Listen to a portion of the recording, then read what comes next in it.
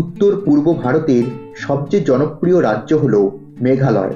চারিদিকে সবুজ পাহাড়, হাত বাড়ালেই মেঘের স্পর্শ, পাহাড়ের গা বেয়ে ঝরে পড়া ঝর্ণা ও ছবির মতন সুন্দর প্রাকৃতিক শোভা। এই সব কিছু মিলেমিশে প্রকৃতির অনাবিল সৌন্দর্য নিয়ে মেঘালয় হাতছানি দিচ্ছে ভ্রমণ প্রেমীদের। আর তাই তো ভ্রমণপ্রিয় পর্যটকেরা মেঘালয়ের রাজধানী শিলংয়ে ভিড় জমান মেঘালয়ের সৌন্দর্যকে উপভোগ করার জন্য। মেঘালয় ভ্রমণকে তিনটি ভাগে ভাগ করা হয়ে থাকে।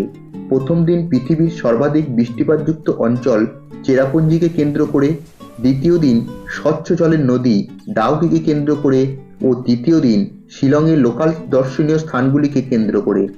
আজ আমাদের শিলংয়ের তৃতীয় দিন। প্রথম ও দ্বিতীয় দিন আমরা চেরাপুঞ্জি ও ডাউকি ঘুরে দেখেছি। যারা আগের পর্বগুলি দেখেননি তারা চাইলে দেখতে পারেন, ভিডিওর লিঙ্ক ডেসক্রিপশন বক্সে দিয়ে দিলাম। আজ আমরা শিলংয়ের লোকাল সাইট সিনগুলি ঘুরে দেখব আর আমার অভিজ্ঞতা আপনাদের সঙ্গে শেয়ার করব। ভিডিও শুরু করার আগে আপনাদের কাছে একটাই রিকোয়েস্ট, চ্যানেলে যদি নতুন হয়ে থাকেন তো চ্যানেলটিকে সাবস্ক্রাইব করে পাশে থাকবেন।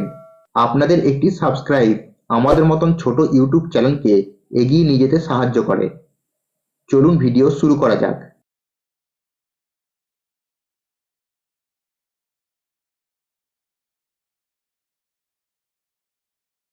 হোটেলে চেক আউট করে বেরিয়ে পড়লাম। আমরা যে গাড়িটি ভাড়া করছি সেই গাড়ি শিলংয়ের লোকাল সাইট সিন ঘুরিয়ে গুয়াহাটিতে নামিয়ে দেবে। লোকাল সাইট সিন সহ গুয়াহাটি ড্রপ করতে গাড়ি ভাড়া পড়ল 3500 টাকা। চলে এলাম আজকের প্রথম পয়েন্ট, ওয়ার্ডস লেক। এটি হচ্ছে টিকিট কাউন্টার। এর এন্ট্রি ফি বড়দের জন্য 20 টাকা ও বাচ্চাদের জন্য 10 টাকা। পার্কটি যেন ব্যস্ত শহরের মাঝে একটি শান্ত মরুদ্যান।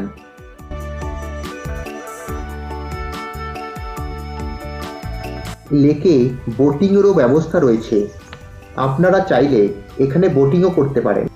এখানে কিছুক্ষণ বেড়ানোর পর বেরিয়ে পড়লাম পরবর্তী পয়েন্টের উদ্দেশ্যে।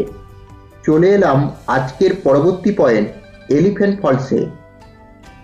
এই জলপ্রপাতটি শিলং শহর থেকে 12 কিলোমিটার দূরে অবস্থিত। এটি হলো পার্কিং এরিয়া। এখানে টিকিট মূল্য বড়দের জন্য 100 টাকা এবং 5 বছরের নিচে বাচ্চাদের জন্য ফ্রি। বাইরে যে এন্ট্রি গেটে আপনারা টিকিট কাটবেন সেই টিকিটটি এখানে এসে দেখাতে হবে। এলিফ্যান্ট ফলসের 3টি ধাপ রয়েছে। প্রথম ধাপে পাহাড়ের গা বেয়ে নেমে আসছে ঝর্ণা। প্রথম ধাপ থেকে সিঁড়ি দিয়ে আরও কিছুটা নামলে পড়বে দ্বিতীয় ধাপ। এটি হলো দ্বিতীয় ধাপ। এখান থেকে সিঁড়ি দিয়ে আরও কিছুটা নামলে পড়বে তৃতীয় ধাপ। এই ধাপটি খুবই সুন্দর।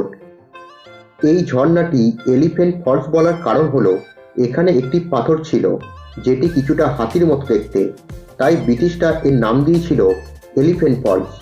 তবে সেই পাথরটি ভূমিকম্পের জন্য নষ্ট হয়ে গেছে। এখানে কিছুক্ষণ সময় কাটানোর পর বেরিয়ে পড়লাম। এবার আমাদের গন্তব্য এয়ারফোর্স মিউজিয়াম। এটি হলো এয়ারফোর্স মিউজিয়ামের এন্ট্রি পয়েন্ট। এখানে ঢোকার আগে আপনার আইডি কার্ড দেখাতে হবে।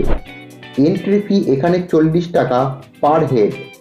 ভারতীয় বায়ুসেনার বিভিন্ন নিদর্শন, বিভিন্ন ফাইটার জেট এখানে রাখা আছে। এই জায়গাটি ঘুরে দেখতে আপনাদের ভালোই লাগবে।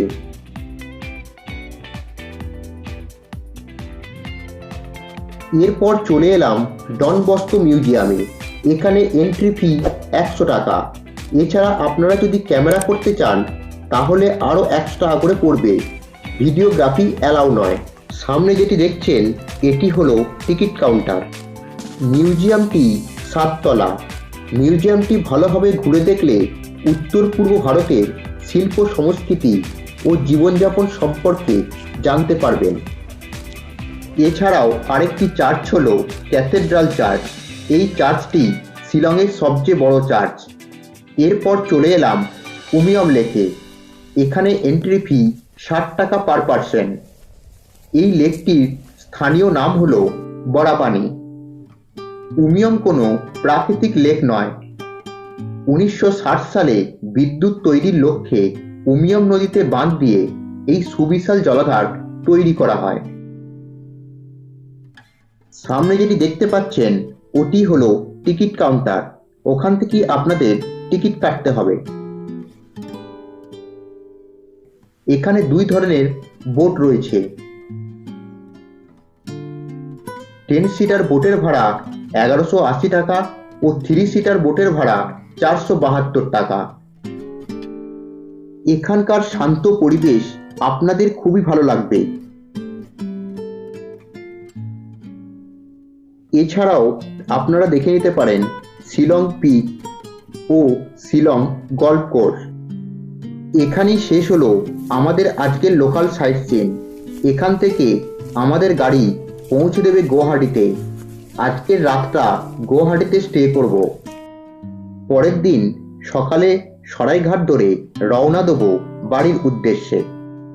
এখানেই শেষ হলো আমাদের শিলং ভ্রমণ। ভিডিওটি কেমন লাগলো কমেন্ট করে অবশ্যই জানাবেন। চ্যানেলে যদি নতুন হয়ে থাকেন তো চ্যানেলটিকে সাবস্ক্রাইব করে পাশে থাকবেন।